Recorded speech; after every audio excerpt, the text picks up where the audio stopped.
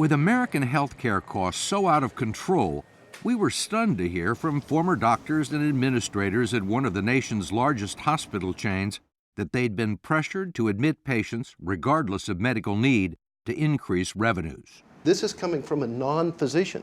Somebody who never went to medical school, never seen or treated a patient, is telling a physician how they should be taking care of a patient and making decisions related to a patient. I mean, my blood pressure is going up just saying this. Camp 14 was all that Shin Dong-hyuk says he knew for the first 23 years of his life. 15,000 people are believed to be imprisoned here, surrounded by an electrified fence. Did anybody ever explain to you why you were in a camp? No, never. Because I was born there, I just thought those people who carry guns were born to carry guns. And prisoners like me were born as prisoners. Solar Impulse here, clear to proceed. Have a good flight. Two Swiss gentlemen have built a plane which they hope to fly across the United States next spring, and then around the world without burning an ounce of fuel. The plane is called Solar Impulse, and it's powered entirely by the sun. It's not the first solar airplane, but it is the first that can fly at night. 3, 2, 1, go! We made it! I'm Steve Croft. I'm Leslie Stahl. I'm Bob Simon. I'm Lara Logan. I'm Anderson Cooper. I'm Scott Pelley. Those stories tonight on 60 Minutes.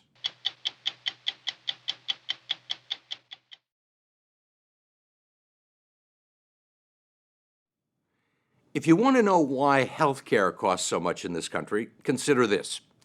It's estimated that $210 billion a year, about 10% of all health expenditures, goes towards unnecessary tests and treatments, and a big chunk of that comes right out of the pockets of American taxpayers in the form of Medicare and Medicaid payments. For more than a year, we have been looking into the admission and billing practices of Health Management Associates. It's the fourth largest for-profit hospital chain in the country, with revenues of $5.8 billion last year, and nearly half of that coming from Medicare and Medicaid programs. We talked to more than 100 current and former employees, and we heard a similar story over and over, that HMA relentlessly pressured its doctors to admit more and more patients, regardless of medical need, in order to increase revenues. Health Management Associates owns 70 hospitals in 15 states. It's thrived buying small, struggling hospitals in non-urban areas, turning them into profit centers by filling empty beds. Generally speaking, the more patients a hospital admits, the more money it can make, a business strategy that HMA has aggressively pursued. Did you feel the hospital was putting pressure on doctors to admit people? Yes. For what reason? Money. You're sure of that? Mm-hmm. Until she was fired, Nancy Alford was the director of case management at the HMA hospital in Mesquite, Texas, where she oversaw the auditing of patient records and signed off on the accuracy of bills sent to Medicare and Medicaid. She'd never met former HMA doctors Jeff Hamby, Cliff Clunan, and Scott Rankin until we brought them together in New York to discuss their experiences at HMA. What's really remarkable is we're from very different areas of the country, yet the pressures placed upon the emergency physicians and the mechanism in place to enforce those procedures and policies exactly the same. Cliff Clunan is a retired colonel who spent 21 years as an Army doctor before joining the Carlisle Regional Medical Center in Pennsylvania as the Assistant Emergency Room Director. Dr. Scott Rankin worked in the same department. Both say they were told by HMA and its ER staffing contractor, MCare, that if they didn't start admitting more patients to the hospital, they would lose their jobs. My department chief said, we will admit 20% of our patients or somebody's going to get fired. What's wrong with admitting 20%? In a relatively rural, limited resource community hospital, your admission rate out of the emergency department somewhere in the neighborhood of 10%. And they wanted 20. Correct. They wanted 20. There's no way that you can do that and not have it be fraudulent, because you're not admitting on the basis of medical requirements. You're basing it on strictly an arbitrary number that has been pulled out. All sorts of businesses set quotas. What's wrong with this? We're not building widgets. We're taking care of patients who are ill and come into the emergency department. Jeff Hamby was an emergency room doctor at HMA's Summit Medical Center in Northwest Arkansas. He says he was fired for not meeting admission targets and is suing HMA for wrongful termination. HMA maintains no one has ever been fired over admission numbers. Hamby called the targets, quote, coercion to commit fraud. Initially, it was 15%. They kept trying to up it. They didn't care how you got there. They just wanted you to... Wanted us to hit the benchmark, arbitrary benchmark. They're saying you will admit these people whether they're sick or not, whether they need to be hospitalized. Correct. They never phrase it that way. They did say admit 20%. The reality of that is that there's only one way that that can happen, and that is if it is arbitrary. That is, if you do admit patients that don't need to be admitted. For patients who are 65 and over, the benchmark was 50%. Those would be Medicare patients. Correct. And you're saying it's not a good idea to admit half the patients over 65? If you are put into the hospital for reasons other than a good justifiable medical reason, it puts you at significant risk for hospital-acquired infections and what we would refer to as medical misadventures. These stories are echoed in many of the thousands of documents we examined, including emails like this one from a hospital executive in Durant, Oklahoma, pressuring her staff during emergency room shifts. Quote, only 14 admits so far. Act accordingly. And this email from an ER director at an HMA hospital in South Carolina to a new emergency room doctor. Quote, every time a 65-year-old or older comes in, I'm already thinking, do they have some condition I can admit them for? We are under constant scrutiny. I'll be blunt. I've been told to replace you if your numbers do not improve. In your dealings with HMA, did you ever get any sense that this was commercially driven? Of course. I can imagine any other explanation to admit a percentage. The administrators said that daily, frequently. You know, we don't make any money if we do this. We make more money if we do that. Admit more patients? Admit more patients, keep them longer. Money was the chief motivator. You're all saying this was codified, institutionalized at HMA. Mm-hmm. Absolutely. This was a well thought out plan. And it even relates to how they had control over us as emergency physicians. That control, they say, was exerted with corporate-wide computer software called ProMed, which was installed in every emergency room. HMA says it was designed and approved by medical experts to improve the quality of patient care. But doctors, nurses, emergency room directors, and hospital administrators told us that HMA customized the program to automatically order an extensive battery of tests, many of them unnecessary, as soon as a patient walked into the emergency room. The minute the chief complaint and their age was placed into that computer, that system ordered a battery of tests that was already predetermined. And this was prior to being seen by the treating physician. And we would look at the chart and say, why was all this ordered? The computer program also generated printed reports like this one, evaluating each doctor's performance and productivity. On this document, the doctors who hit corporate admission goals received praise from company managers. Those who didn't knew it. The primary purpose of the scorecard was to track how you were doing in terms of revenue generation based on number of tests ordered and number of patients admitted to the hospital. It has nothing to do with patient safety and patient care. It has everything to do with generating revenues. They say that when a doctor decided to send an emergency room patient home, the computer would often intervene, prompting the doctor to reconsider. The minute I hit home, it says qual check, and then it comes up with a warning. This patient meets criteria for admission. Do you want to override? What was the reaction from the administrators if you overrode the computer? It was like being called to the principal's office. Mind you, this is coming from a non-physician, somebody who never went to medical school, never did a residency, frankly has never seen or treated a patient, is telling a physician how they should be taking care of a patient and making decisions related to a patient. I mean, my blood pressure is going up just saying this. In August, a former executive vice president of the hospital chain, John Vollmer, testified under oath in a deposition that HMA's aggressive admission policies came directly from the top, CEO Gary Newsom. Mr. Newsom's thought was that an average of 16% was accomplishable at all hospitals or more, and we should seek to do that and make that happen. Vollmer, who was also fired by HMA, became angry when the company lawyers challenged him. I did my duty by informing HMA that what they're doing is wrong. They can't require them all to have 16% admission rates and beat up doctors and administrators and all these folks over it when you're doing it to increase your revenue. I'm going to move to strike what you just said. We wanted to talk with Gary Newsom, Health Management Associates CEO, but instead we were given HMA Executive Vice President Alan Levine, who joined the company just 2 years ago. Levine says the allegations are coming from disgruntled employees, and if they were true, he said, it would be reflected in the admissions data. He says admission rates haven't changed in 4 years and are near or below industry averages. The allegation has to do with you taking people who shouldn't be admitted to the hospital and putting them in the hospital. Those allegations are absolutely wrong. HMA doesn't set quotas for hospital admissions. No.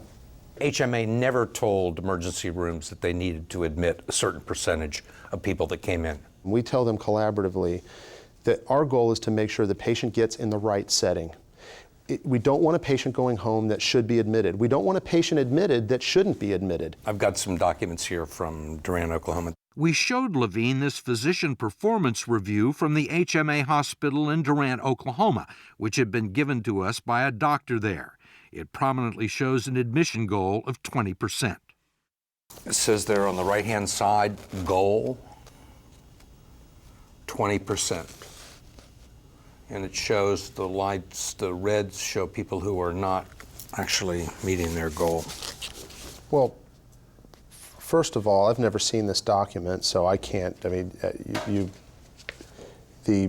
I can tell you right now as a company, there's a lot of things on this form, Steve. We look at testing guidelines. There's a lot of quality metrics on here, Steve. We measure all of this stuff. We have here one whole column, goal. That's not that's not from our company, Steve. I don't know where that came from. It's not from your company. It's from one of your hospitals. Steve, we don't have any kind of goals. I don't know what the percent admissions are in that hospital. Maybe they're actually 20%. But the admissions goal at any hospital is driven only by what the normal trend is for that hospital. We've talked to 100 people who say that there was pressure from the corporate level to admit people. Are they all lying? Steve, we have one goal, and I'm not gonna judge anybody else. Our goal is each and every patient that comes into the hospital is a unique and special circumstance. Hardly anyone we talked to complained about the quality of care at HMA hospitals, only the quantity of care. And we were not the first to raise the subject of inappropriate admissions with corporate executives. Paul Meyer raised the allegation several years ago. At the time, he was director of compliance with HMA, charged with inspecting and auditing its hospitals to make sure they were following state and federal laws. Meyer is a former 30-year veteran of the FBI whose last assignment had been supervising Medicare fraud in Miami before he joined HMA. HMA has said that their admission policies are designed to improve the quality of care for the patients. Do you believe that? Based on my experience, I can't believe it. What do you think they're based on?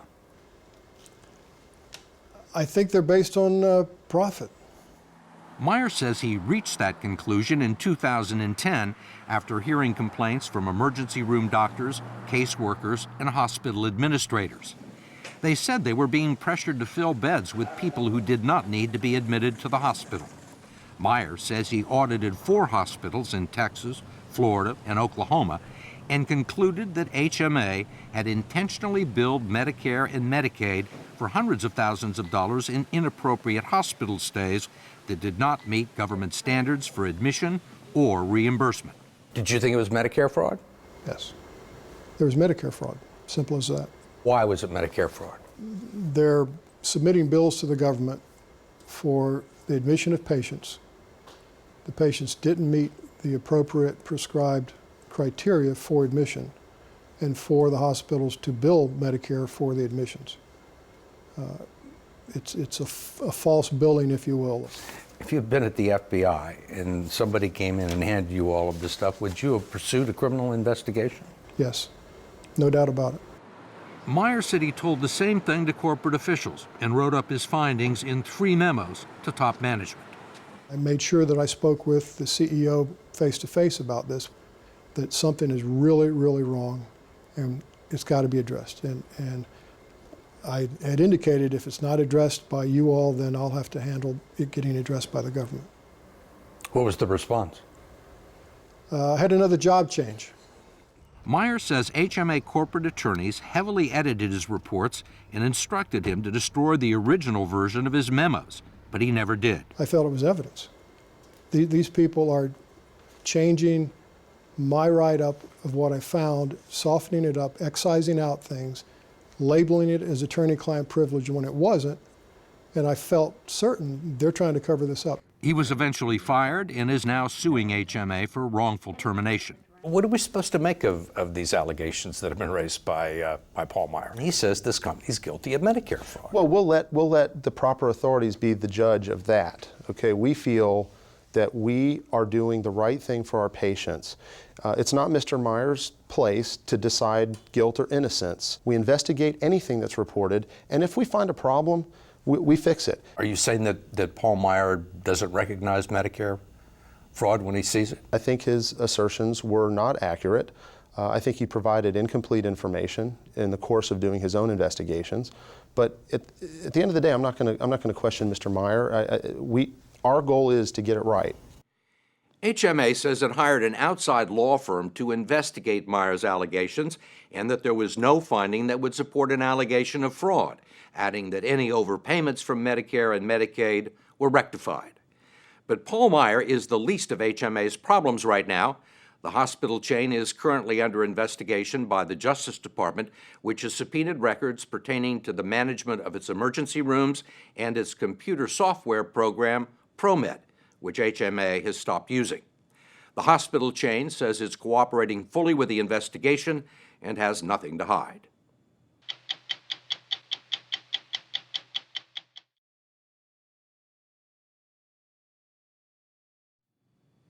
Tonight we're going to tell you about a place so brutal and horrific it's hard to believe it actually exists. It is, by all accounts, a modern-day concentration camp, a secret prison hidden in the mountains 50 miles from North Korea's capital, Pyongyang. It's called Camp 14, and according to human rights groups, it's part of the largest network of political prisons in the world today. Some 150,000 people are believed to be doing hard labor on the brink of starvation in these hidden gulags. But it's not just those who have been accused of political crimes.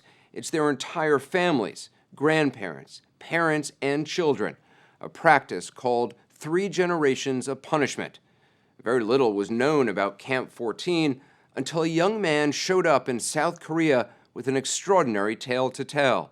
His name is Shin Dong-yuk, and he said he'd not only escaped from Camp 14, but he was born there. He's believed to be the only person born and raised in the camps who's ever escaped and lived to tell about it. Did anybody ever explain to you why you were in a camp?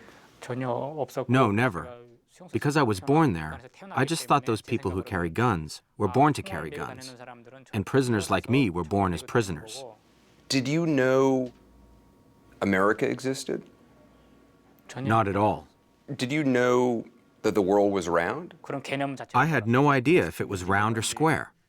Camp 14 was all that Shin Dong-hyuk says he knew for the first 23 years of his life. These satellite images are the only glimpse outsiders have ever gotten of the place.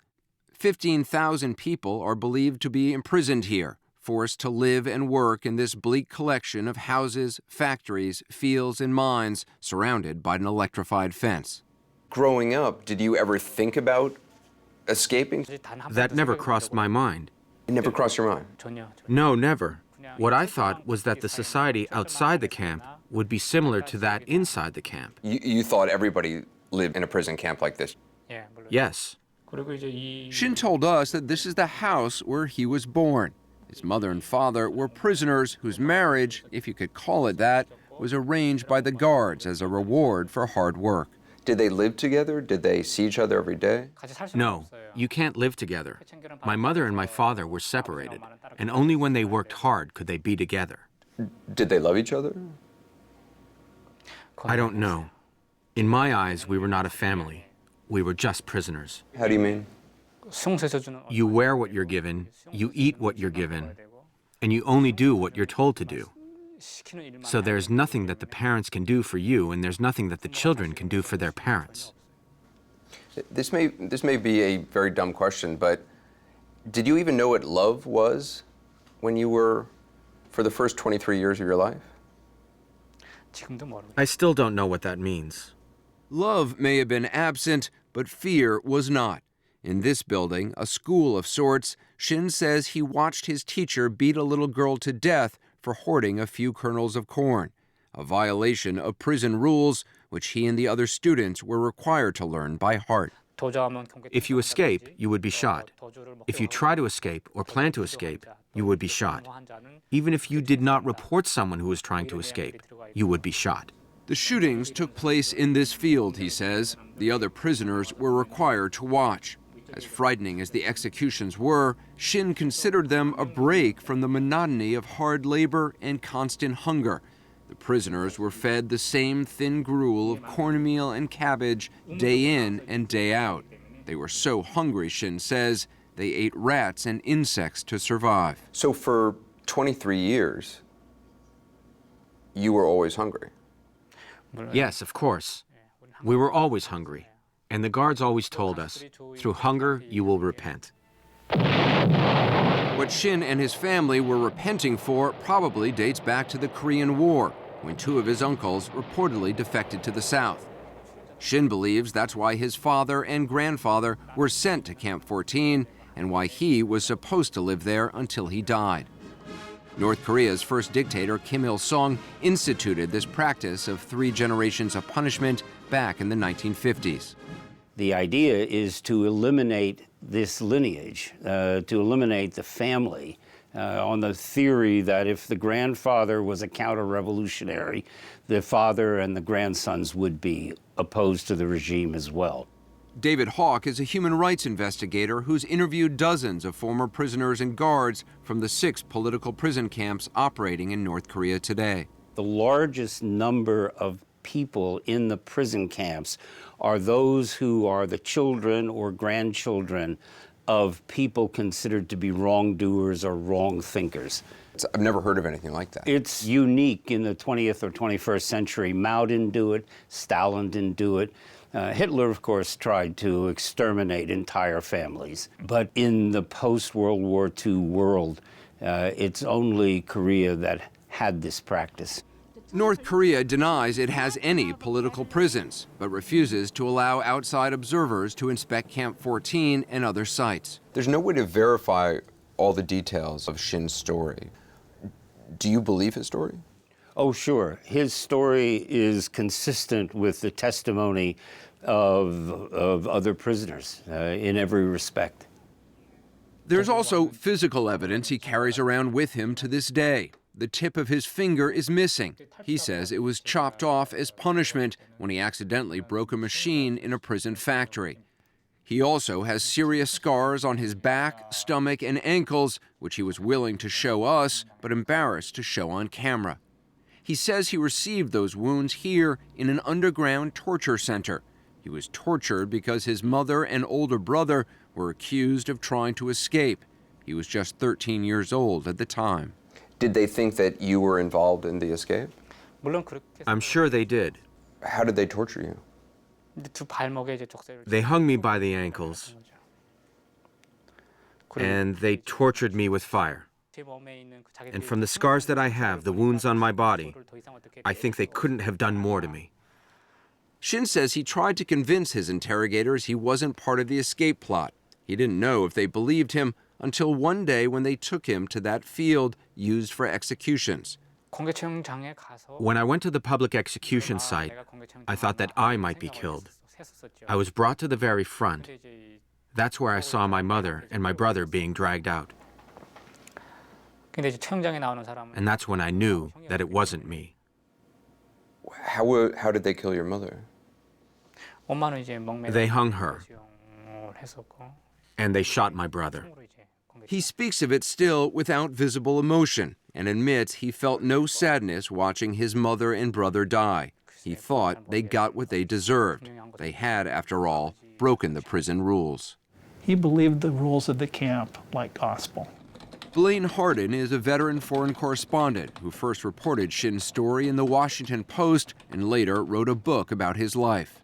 He had no compass by which to judge his behavior. He had a compass, but the compass were the rules of the camp, the only compass he had. And it was only when he was 23, when he met somebody from the outside, that started to change. When he met Park? When he met Park. Park was a new prisoner Shin says he met while working in Camp 14's textile factory. Unlike Shin, Park had seen the outside world. He'd lived in Pyongyang and traveled in China, and he began to tell Shin what life was like on the other side of the fence. I paid most attention to what kind of food he ate outside the camp. What kind of food had he eaten? Oh, a lot of different things. Broiled chicken, barbecue pig. The most important thing was the thought that even a prisoner like me could eat chicken and pork if I were able to escape the barbed wires. I've heard people define freedom in many ways. I've never heard someone define it as broiled chicken. I still think of freedom in that way. Really? That's what freedom means to you? People can eat what they want. It could be the greatest gift from God. You were ready to die just to get a good meal? Yes. He got his chance in January 2005 when he says he and Park were gathering firewood in this remote area near the electrified fence. As the sun began to set, they decided to make a run for it. And as they ran towards the fence, Shin slipped in the snow. It was a snowy ridge, fell on his face. Park got to the fence first and thrust his body between the first and second strand and pulled down that bottom wire and was immediately electrocuted. How did you get past him? I just crawled over his back. So you literally climbed over him? Yeah. He was a fugitive now in rural North Korea, on the run in one of the poorest, most repressive countries in the world. But that's not how it seemed to him. What did the outside world look like? It was like heaven. People were laughing and talking as they wanted. They were wearing what they wanted. It was very shocking. How did you manage to get out of North Korea? I was just trying to get away from the camp, and I ended up going north. And on the northern side, people talked a lot about China. Did you know where China was? No, not at all. It just happened that the way I was going was toward the border. With amazing luck and cunning, Shin managed to steal and bribe his way across the border and quietly work his way through China, where he would have been sent back if he was caught. In Shanghai, he snuck into the South Korean consulate and was granted asylum. In 2006, he arrived in South Korea with not a friend in the world. He was so overwhelmed by culture shock and post-traumatic stress, he had to be hospitalized. More than 7 years later, it's remarkable how far Shin's come. He's 30 now, has made friends and built a new life for himself in Seoul, South Korea. But old demons from Camp 14 are never far behind, and Shin now admits there was something he was hiding. 2 years ago, he finally confessed to author Blaine Hardin. When he first told me about the execution of his mother and brother, he didn't say that he had turned them in. You reported your mother and your brother? Yes. What did you hope to get out of reporting your mother and your brother? Being full for the first time. More food? Yes. But the biggest reason was I was supposed to report it. Why was Shin tortured after ratting out his mother and brother? The guard who he ratted out to did not tell his superiors that he got the information from Shin. So the guard basically was trying to claim credit? Yes. It was only after seeing what family life was like outside Camp 14 that Shin says he started to feel guilt about what he'd done to his own mother and brother. My mother and brother, if I could meet them through a time machine, I would like to go back and apologize. 이렇게 함으로 해서 또 제가 By telling this story, I think I can compensate, kind of repent for what I did. Repentance has taken Shin all over the world. He speaks at human rights rallies, meets with U.S. congressmen, and is telling his story to us in part because he's frustrated by how much attention the press pays to North Korea's new leader, Kim Jong-un, and his wife, and how little attention gets paid to the people in the camps. In South Korea, he and some friends started an internet talk show designed to tell the world what's really going on in the North. As for that taste of freedom he risked his life for, he can eat all the broiled chicken he wants now, but admits it hasn't given him the satisfaction he'd hoped for. When I eat something good, when I laugh with my friends, or, when I make some money, I'm excited. But that's only momentary. And right afterwards, I start worrying again. You worry about what now? What I worry about now is all those people in the prison camps. Children are still being born there, and somebody is probably being executed. And do you think about that a lot?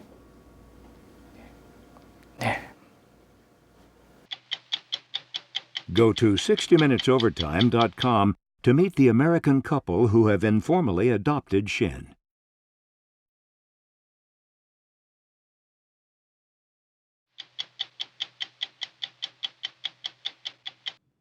In 1903, the Wright brothers became the first men to fly.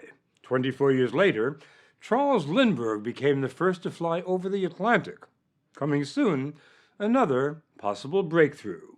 Two Swiss gentlemen have built a plane which they hope to fly across the United States next spring, and then around the world without burning an ounce of fuel.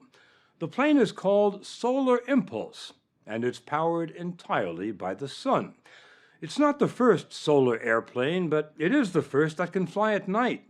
Thousands of solar cells on its wings transmit enough energy to batteries to keep it in the sky from sunset to sunrise.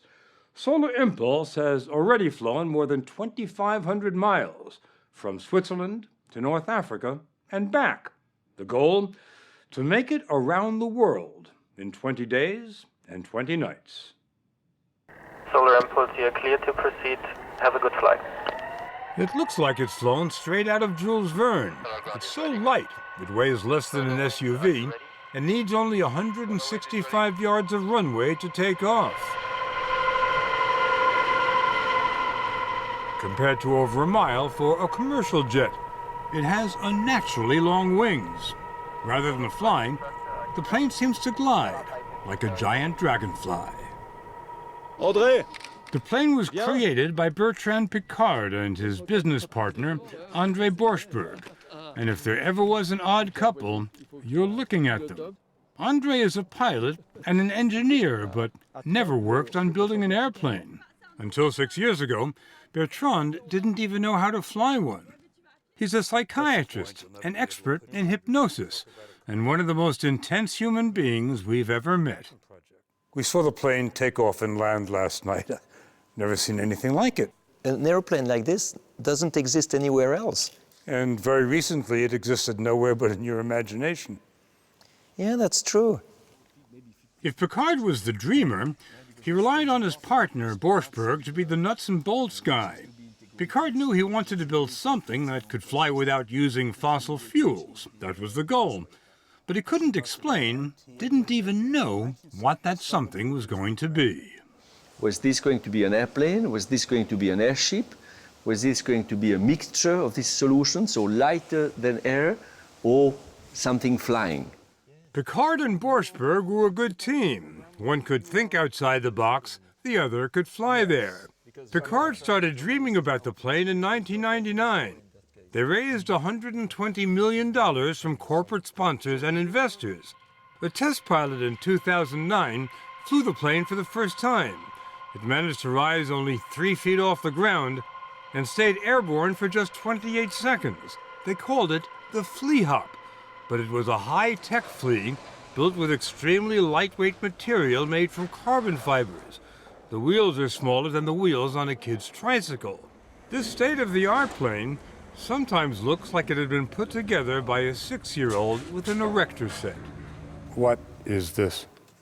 This is the carbon fiber piece that makes the profile of the airfoil on the leading edge of the airplane. And this weighs 91 grams. A fifth of a pound. Has there ever been anything so light before?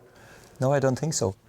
And the solar cells are light too. Other cells available were more efficient but weighed more. And the solar impulse team needed cells flexible enough to create the contour of the wings. There are 12,000 of them. These solar cells make the surface of the wing. So they're not glued on the surface, they are the surface. And these cells capture the energy of the sun and transform it into electricity. And then this electricity goes simultaneously to the engines and to the batteries, and then we reach the next sunrise, and we capture the sun again, and we can continue, theoretically forever. Almost all the energy created by the cells ends up being used by the engines, compared to car engines that can waste 70% of the energy provided. During the day, excess energy is stored in batteries that are unusually efficient. Picard says all the materials can be used for more practical applications. If we can fly in a solar airplane like Solar Impulse with no fuel, just on solar power, then all the technologies here can, of course, also be used in the daily life for cars, for houses, for heating systems, cooling systems, and so on. While the technology was being fine-tuned, Andrei spent months inside a simulator to learn how to fly the plane himself. Then,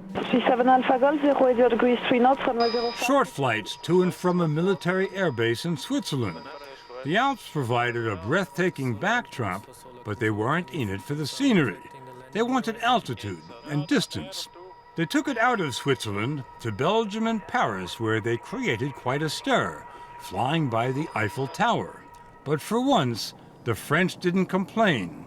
Solar Impulse was so quiet and elegant. But the biggest challenge was flying at night. Were they ready? Manual touchdown. Yes, said Picard, and he announced to the team that Andrei would be in the cockpit. No, Andrei will stay up there now as long as we can. And off he went into the night. For 8 hours, Andrei flew in darkness over Switzerland. Andrei could see nothing, so the team on the ground had to track winds, squalls, battery levels. Watching this creature in the air, long after the sun has surrendered, is almost unreal.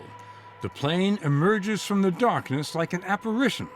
Just before the sun peeked through the clouds, Bertrand counted Andrei down to the dawn. 9, 8, 7, 6, 5, 4, 3, 2, 1, go! We made it, guys! Andrei, you should be with us right now. Andrei made it with power to spare. And just think, he could have taken off again without refueling. It must be a pretty good sensation when that sun comes up in the morning. It is certainly because of the beauty. I mean, the sunset is gorgeous, but the sunrise, of course, brings the next day there. It brings the hope again that you can continue. Bertrand is continuing a family tradition. Visionaries, pioneers, adventurers. His father Jacques designed a newfangled submarine, squeezed himself inside, went down 7 miles beneath the surface of the Pacific, and came up to talk about it. That was 50 years ago. His grandfather, Auguste, decided to go the other way, up. He'd heard the Earth was round, but wanted to see for himself. So he designed a pressurized cabin, attached it to a balloon, and flew it to an altitude of 10 miles. It was considered by NASA as the first man in space. So in those days, it was like going in another world. Was your grandfather, in fact, the first human being to see the curvature of the Earth? Yes. And that was really impressive for me as a kid, because I was reading in the history books all the stories about the Earth being flat, being round or whatever, and my grandfather came back and said, I saw the curvature of the Earth with my eyes. So once you live this as a kid, of course, you want to continue into that field of exploration. And he did. In 1992, Bertrand entered and won the first ever transatlantic balloon race. 7 years later, he entered a much more demanding race, flying around the world in a balloon non-stop in 3 weeks. Breitling Orbiter 3. Bertrand landed in the Egyptian desert just in time. He was almost out of fuel. Had almost fallen from the sky like Icarus. His balloon capsule is now on display at the Air and Space Museum at the Smithsonian in Washington, right there with the Wright brothers plane, Lindbergh's plane, the Spirit of St. Louis, and the Apollo 11 space capsule. Bertrand hopes Solar Impulse will eventually have a home here as well, and he told us the inspiration for the airplane started with that balloon landing in the desert. When I landed there were 40 kilos, 80 pounds of liquid propane out of the 3.7 tons from the takeoff. It was almost a failure due to the dependency on fuel. And on that day, I made a promise. I made a promise that the next time I would fly around the world, it would be with no fuel at all. Earlier this year, they made their longest flights yet from Switzerland to Spain and then across the Mediterranean to Morocco and back. For the flight around the world, they'll be in the air 20 days and 20 nights. Bonjour le Maroc! With several stops so the pilots can take turns. Flying over the Swiss Alps is pleasant enough, but think about it. I can't move. I can't stand up. And if you want to think about a really pleasant thought, the toilet is built into the seat. So you've got to figure out how to do that one way or another. Andre has already done this for 72 hours. But when the time comes for the big flight, it'll take 5 days and 5 nights over the Pacific. Nothing like that has ever been done in a plane before. And there's nothing they can do now to make it less dangerous. The plane is so light, a bad storm could dump it into the Pacific. It likes the sun, but isn't fond of clouds. The cockpit is an oven by day and an icebox by night, and the plane itself can be temperamental. It flies well at 30 miles an hour, but can stall if the speed drops to 23. And it can tip over when it lands unless crew members on the tarmac run and grab onto the metal struts attached to the wings. None of this seems to bother Bertrand Piccard, not with his genes and his laser-like focus. Everything you do, you have to do it because you're well prepared and you're absolutely calm inside of yourself. You're also a psychiatrist. Yes. Any mental devices, any tricks? Yeah, I use a lot of self-hypnosis. You can hypnotize yourself? Yes, yeah, absolutely. Like that?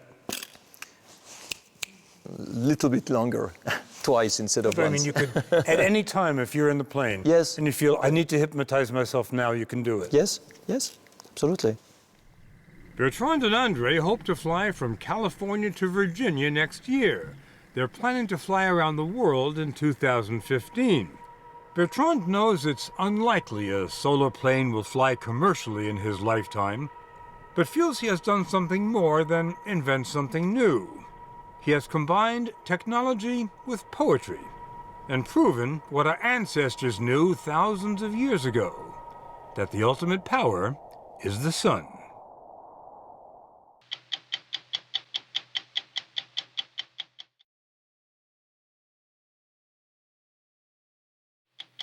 I'm Steve Croft. We'll be back next week with another edition of 60 Minutes.